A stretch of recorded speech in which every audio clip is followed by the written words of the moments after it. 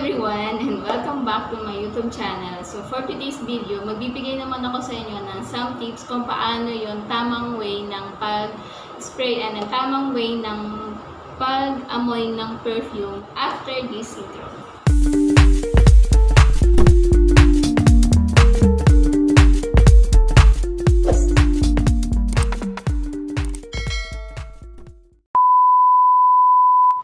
So, ayan, tuturuan ko kayo kung paano yung tamang way ng pag-spray ng pabango. So, itong perfume na to, ito yung ginawa ko sa previous. Ito yun. So, kung mapapanood nyo, click nyo lang yung suggestion video.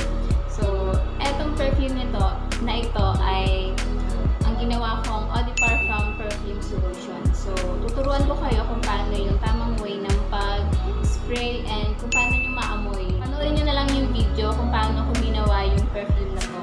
So, andyan. Ang tamang way kasi ng pag-amoy nito, meron kasing pag-amoy ganyan, which is wrong. So, ganyan nyo lang siya. Hit nyo yung ilaw nyo sa pinakang surface nitong bote. So, ma-hit nyo to para kayo nag-rugby. Para kayo nag-addict. So, yan. Pag ganyan, naaamoy nyo naman i-ganyan nyo na lang siya. So, magta-travel yung perfume sa ear.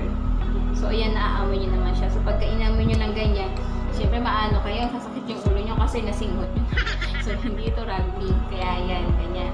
So, pagka spray naman, so ganyan. Spray nyo sa ear. Then, move forward. Then, yung perfume or yung pabango.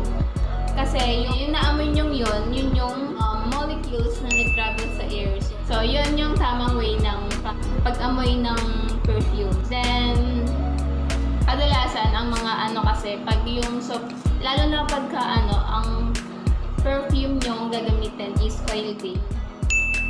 Pagka minsan tayo, nag-spray tayo sa damit, minsan, yung sobrang dami na ng iyong in-spray. Yung mga fabric ng damit is medyo sensitive, kaya konti lang, dapat maglagay ka dito. Ako kasi naglalagay lang ako dito. So, may part na to, tas dyan, tas dyan, tas dyan. Pag minsan naman, etong mga nag-fade tong minsan itong mga silver metals. Kasi minsan nakaka-affect din yung perfume. Nagwa-watermark sa mga silver metals or other metals accessories. Maglalagay lang ako ng konti dito. Tapos i-rub mo na siya ng ganyan. Then, saka ko siya lalagay dito. Kasi pag ni-spray mo siya dito ng madami, parang pili mo, nangangati ka na lalo pagka nagpawisan ka na, parang pili mo ang kati-kati. So, ayan, pagka meron naman kayong jowels, spray kayo dito, tapos, syempre, kikis si jowa, pagka nabeso-beso kayo, or nagbeso-beso kayo ng mga friends mo, mabango pa rin yung, mo, kahit medyo haggard-over-sosa ka na. Ayan, medyo mabango ka pa rin. So, kaya, confidence tayo minsan kapag merong perfume, di bali ng pangit yung forma, basta mabango. So, ayun lang. Sana may natutunan kayo sa aking pagbabahagi ng konting kalaman. At don't forget to like, share, comment, and subscribe. And then tap the notification bell down below para every time na may upload ako newly videos, ma-notify kayo agad. And thank you guys. See you on next vlog. Thank you!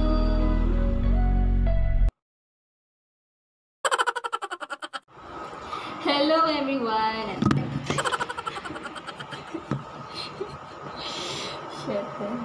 Nung nag-spray tayo, may naamoy tayo na pag nag-spray tayo, then may tendency nun, pagka nasinghot mo siya, yun yung mga molecules na nag-travel sa air. So, ayun, nasinghot mo lang. So, dapat, pag ganito yung inyong kung ganito yung way nyo na pag-amoy, pag ganito yung way nyo, ganyan nyo lang siya, para hindi yung, kasi pag dinikit nyo yung noon nyo, pag spray naman, iganyan nyo lang siya sa air. Iganyan nyo lang siya sa air. Ay, tayo. Uy. subscribe.